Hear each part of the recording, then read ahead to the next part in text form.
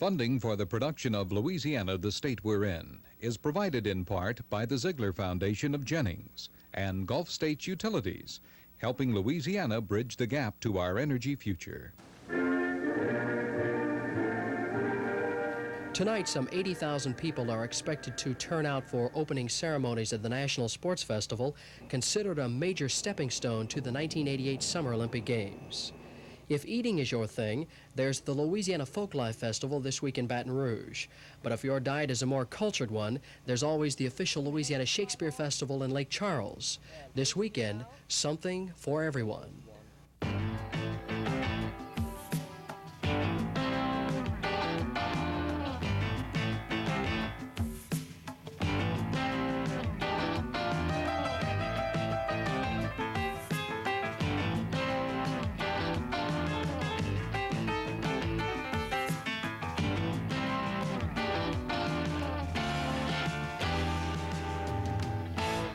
Good evening, I'm Ken Johnson. Thanks for joining us for this week's show. Well, Louisiana is back in the national headlines, but this time the news is good, as Baton Rouge is playing host to the 6th National Sports Festival. More than 3,000 crack athletes, many of them medal winners in last year's Summer Olympic Games, are here for the competition. Tonight, thousands of people are expected to pack LSU's Tiger Stadium for the opening ceremonies of the festival. And as Laura Myers tells us, the people who organize these games probably deserve a gold medal themselves. Ken, Louisiana may never again see sporting events as spectacular as the ones at the National Sports Festival. Here in Baton Rouge, young athletes from all over the country have descended on the city, practicing figure skating, diving, cycling, and at least 30 other sports. All are amateur athletes and many are unknown. But while they may be going for the gold at the National Sports Festival, they may be going to the Olympics in just 3 years. Tonight's opening ceremony's pageantry features the athletes themselves, bands, and special events. It was kicked off this afternoon in typical Louisiana fashion by a huge tailgate party. And the Olympic torch has traveled miles cross-country to keep the flame of competition alive during the festival's remaining 9 days.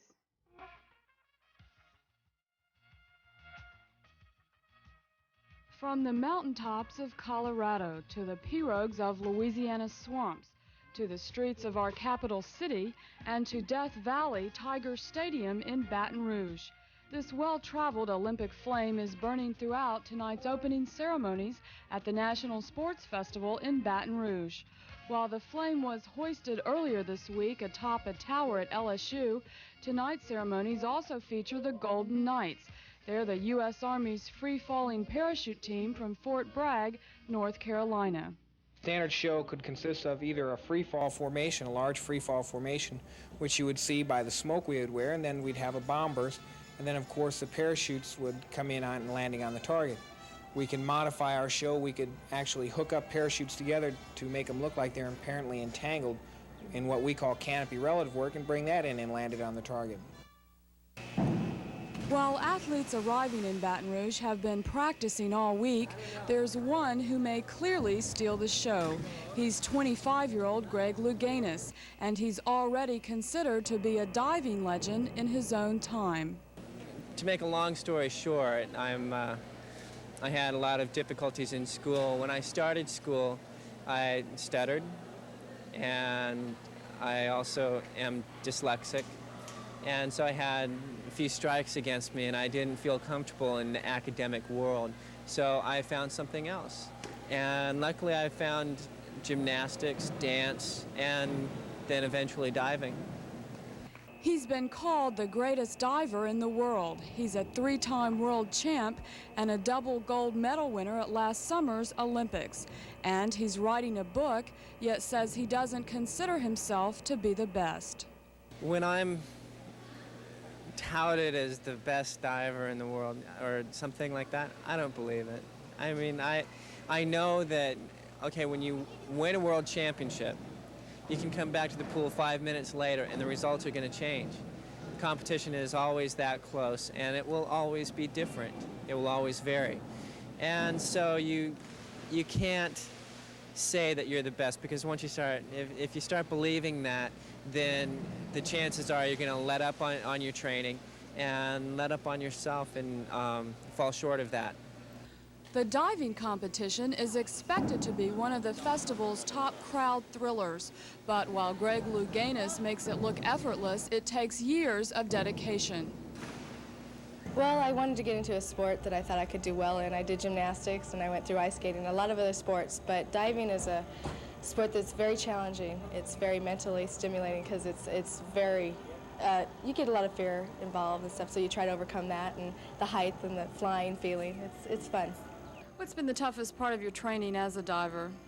The dedication, the hours of hard work that we put in every day. We work 6 days a week, 2 workouts a day, from anywhere from 1 to 2 hours a workout. So it's definitely dedication. You know, it takes away in some other aspects of our lives.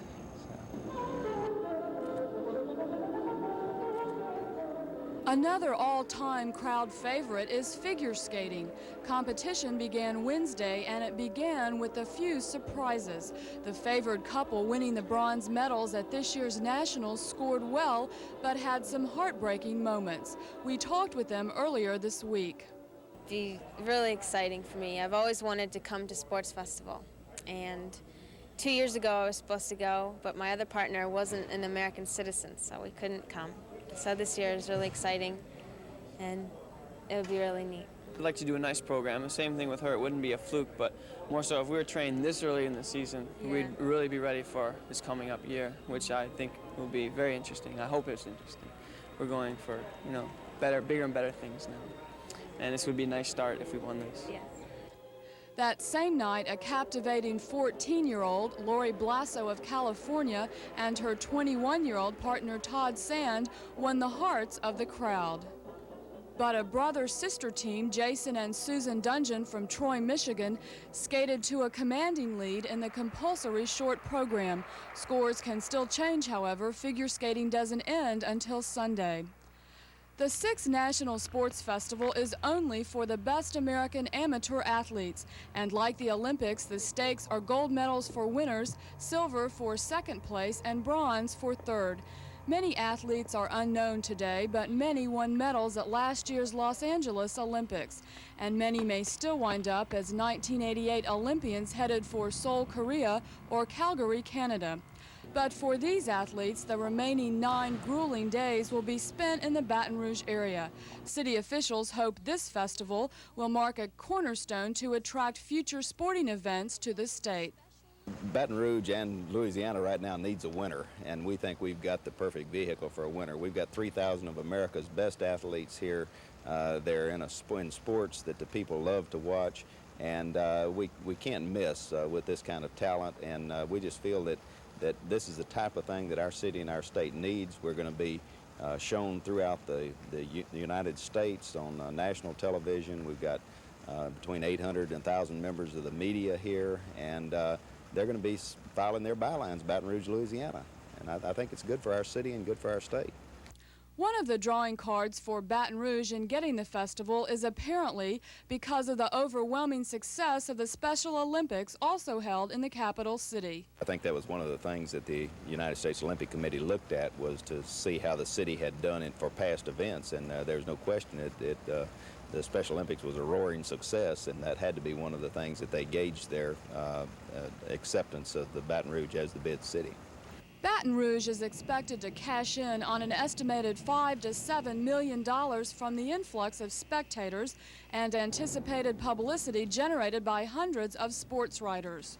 We'd be very hopeful that with the 10 to 15, perhaps even 20,000 visitors coming to the National Sports Festival in Baton Rouge, that either before or after the games, they would avail themselves of the very convenient trip west to the Acadiana area with all of the attractions there, or down I-10 to New Orleans to take advantage of the charms of the Crescent City. So we feel very strongly that at a point in time, unfortunately, when the unemployment rate in Louisiana is in excess of 11%, some 4 points higher than the national average, that the presence of the sports festival will create a real economic shot in the arm, not only to our community, but to the surrounding area as well. Louisiana very badly right now needs one in the win column. The World's Fair was a fiasco, not so much because it was not a financial success, but because of all of the scandal and outrages associated with it. None of that has happened with the National Sports Festival. Not a penny has been misplaced, not a paperclip, and it's not going to be. We hope it's a financial success. We know it's going to be an athletic success. Whatever the economic impact on Baton Rouge itself, other athletes will certainly benefit. LSU now sports a brand new indoor swimming facility with a 50-meter pool and a 10-meter platform. Baton Rouge has a new velodrome or bicycle racing track. And Southern University's Mumford Stadium now has $50,000 worth of world-class improvements. All this for the National Sports Festival. During the entire competition, more than 3,000 athletes will compete in more than 30 sports. In each sport, the U.S. is divided into 4 regions, the East, South, North, and West, with respective teams competing against each other. One Louisiana-grown athlete, Debbie Candilora of Kenner, played volleyball with the silver medal U.S. Olympic team. She currently attends LSU. As an athlete, it's great. It's my future. So far, I'm not sure what I really want to do. If I want to go further onto the Olympics or anything. But it's a good experience. You know, you get to meet a lot of people, play against a lot of great players.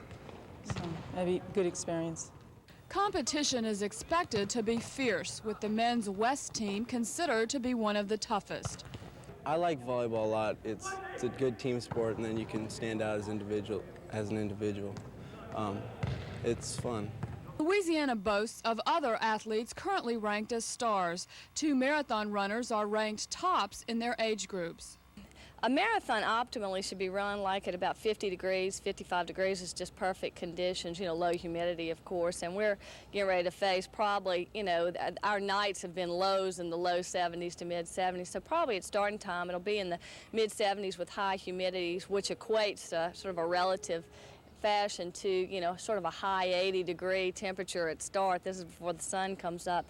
So in a short race, that's tough enough, but when you start considering 26 miles, it means your body's going to be working, you know, as hard as it can for well over, you know, 2.5 hours. The other 2 members of the South team, I think, will be very tough. They've both run faster in the past than I have. There are also a couple of guys from the West team who've run faster than I have too. There will be cycling at the new velodrome and on the road. What about the actual road conditions? Looks great. I rode it the first day I was here, and I rode it now, and they fixed a lot of the potholes, and they're working on the rest. And there's a little bit of glass on it right now, but I'd imagine they're going to be cleaning that up. So, looks real good. There'll be events for even the least enthusiastic sports fan. During a recent diving practice, some disabled athletes gathered to watch Louganis. They'll also be competing in swimming and other events. It's good for athletes, disabled athletes, to compete in a different venue. This started in the Olympics last year, where for the first time wheelchair events were integrated with the able-bodied events at Los Angeles. 2 super events, the 800-meter and women and 1,500-meter men. This is the next progression in that step. There'll be 50 disabled athletes competing here at the National Sports Festival in a number of different events. But despite all this excitement, there are still plenty of tickets. To order those tickets, you can call an in-state Watts line, 1-800-762-1985, or try 1-800-874-1985. In South Louisiana, call 504-389-5715. And if events aren't sold out, you can buy them at ticket booths at each event. Prices range from $3 to $12. Right now is just come on down and buy them at the door. As I said, we've got 20,000 seats at Mumford Stadium. We've got 14,000 seats up at LSU for gymnastics, and we've got 8,000 seats for basketball at F.G. Clark. So there's plenty of seats still available for all of the events. And the thing to do is just to come to Baton Rouge, and there are 189 different events going on, and there's something for them to see every hour of the day between today and the 4th of August. Now, in addition to the sports festival, this is an important year for another reason. Earlier this year, world-renowned folk artist Clementine Hunter was honored by the New Orleans Museum of Art. This year, she turned 100.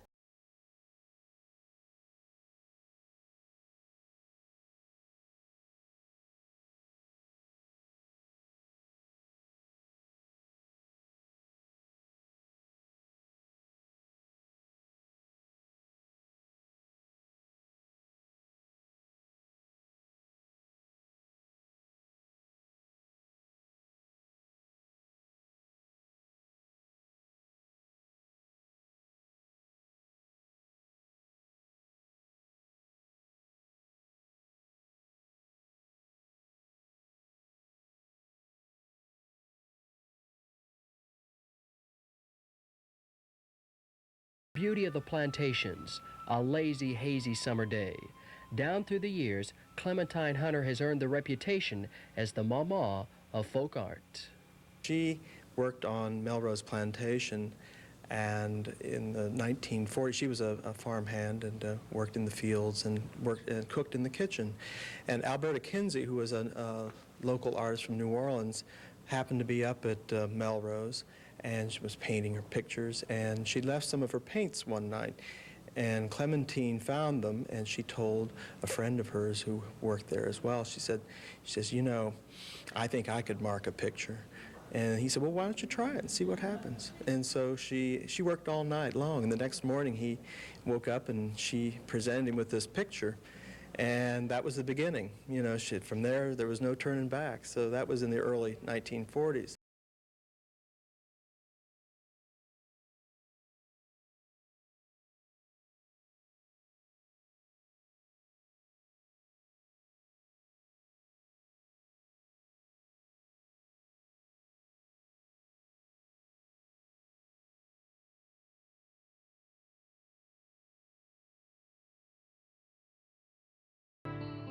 She's never been out of the Cane River area.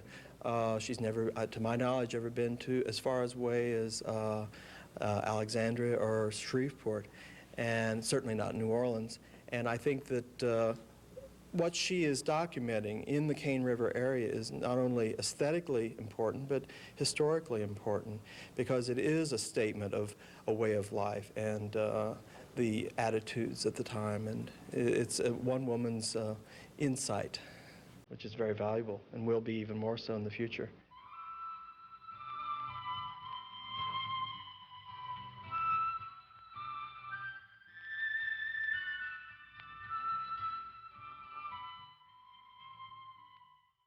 Well, if you don't have anything to do this weekend, fill up the tank and head to Lake Charles. No, it's not time yet for the tractor pull or the rodeo. Lake Charles is playing host to the first official Louisiana Shakespeare Festival. This year, the legislature approved a resolution naming the city as the site for this year's cultured event. At the time, it drew some laughs at the state capitol, but not in Lake Charles. It seems people there take their theater seriously.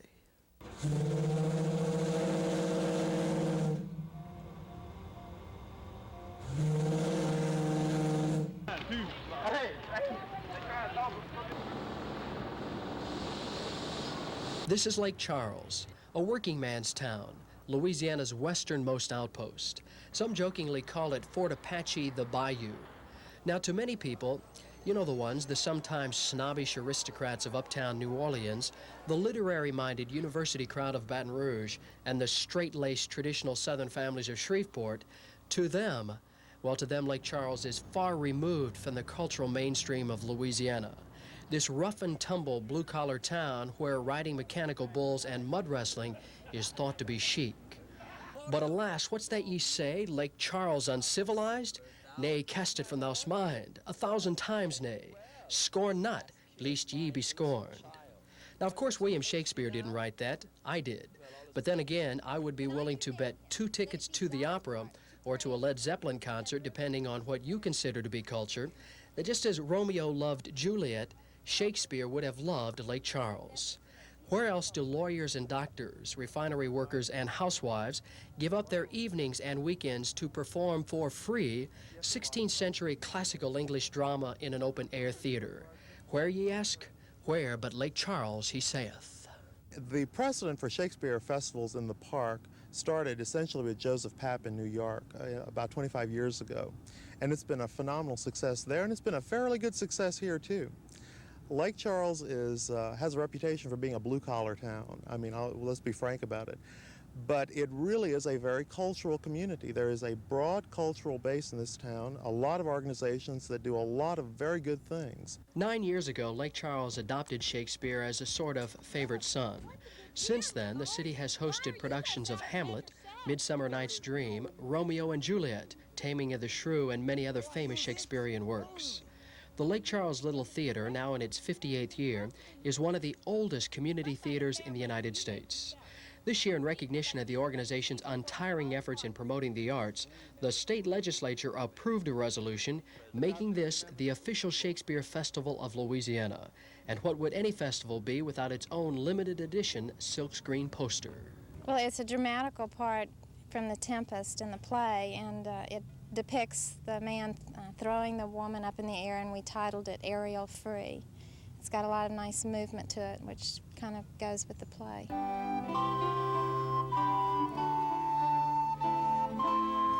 Lady Beatrice, have you wept all this while? Yea, and I will weep a while longer. I will not desire that. You have no reason, I do it freely. I do truly believe your cousin is belied. Oh, how much might the man deserve of me who would right her? I do love nothing so much in the world as you. Oh, is that not strange? As strange as the thing I know not. Were it possible for me to say I love nothing so well as you.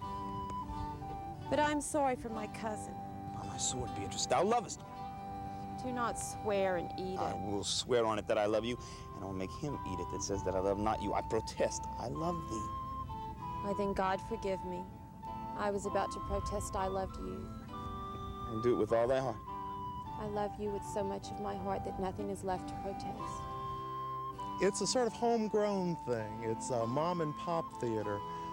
We utilize a lot of family support. We've often had mothers and daughters and granddaughters on the same stage. It's a very exciting thing to see people who are otherwise bakers or teachers or lawyers or whatever coming out and essentially making fools of themselves for Shakespeare. The 1985 Shakespeare Festival is being held this weekend and next weekend in Borderlac Park on the grounds of the Lake Charles Civic Center. The Friday and Saturday performances will feature a 90-minute version of Shakespeare's comedy, Much Ado About Nothing, while Sunday shows include a 200th anniversary production of Grimm's Magic, honoring the famed Grimm's Brother fairy tales. This is one festival that has something for everyone. I like it very much. I think it's a good love story. It's a hard one to direct as far as action because there isn't much movement as far as the conversation actually suggesting movement, and you have to kind of find it. And directing-wise, it's hard.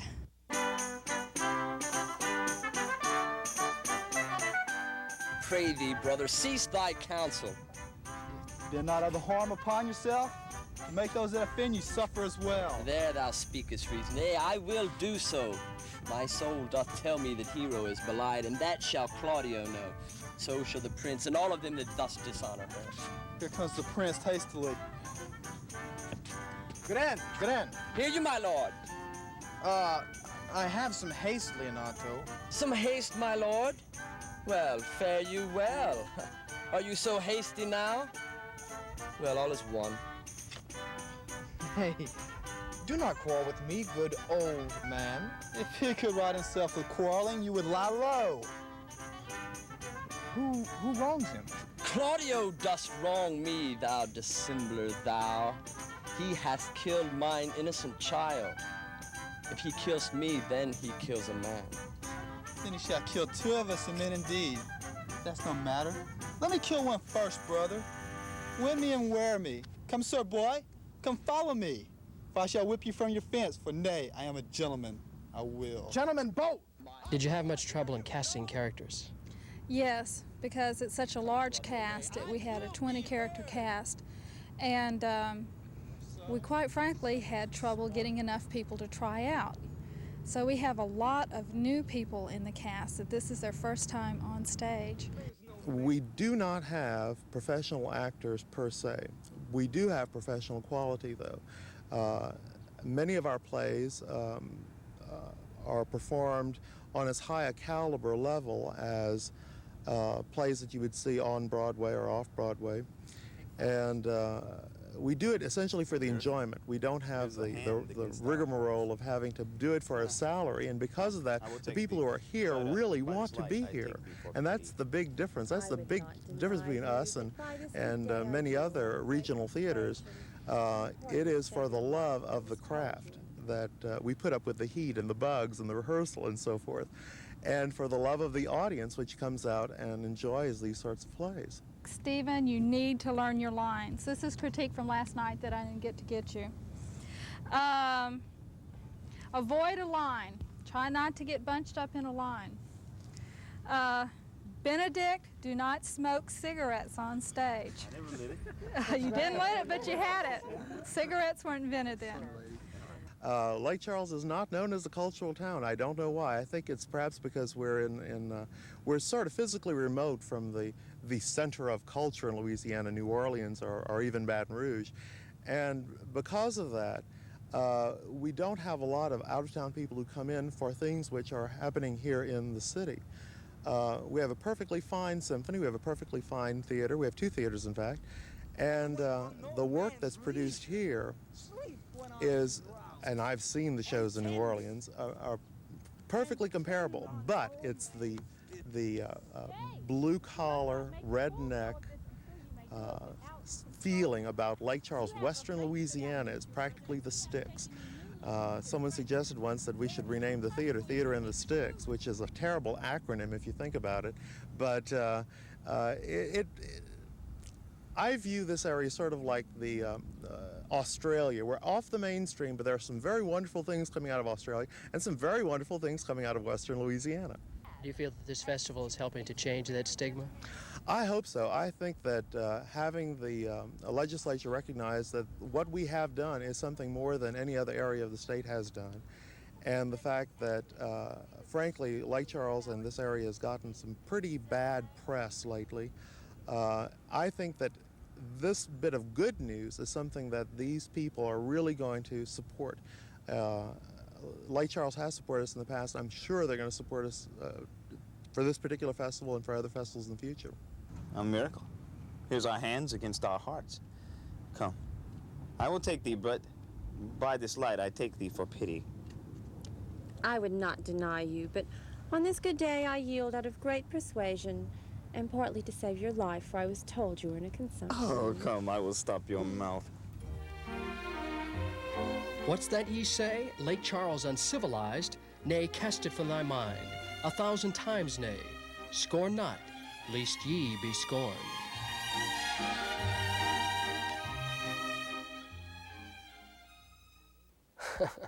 William Shakespeare, forgive me. A fun story to do and a fun time for everyone in the family. That's the official Louisiana Shakespeare Festival this weekend and next weekend in the park next to the St. Charles Civic Center. All of the shows will begin at dusk. It's worth the drive. This is our last show of the summer. Over the course of the next few weeks, we will be traveling all across the state, taping stories for our upcoming fall season. We'll be back on the air Friday, September 13th. On behalf of everyone here at Louisiana Public Broadcasting, thanks for watching and have a great summer. Good night.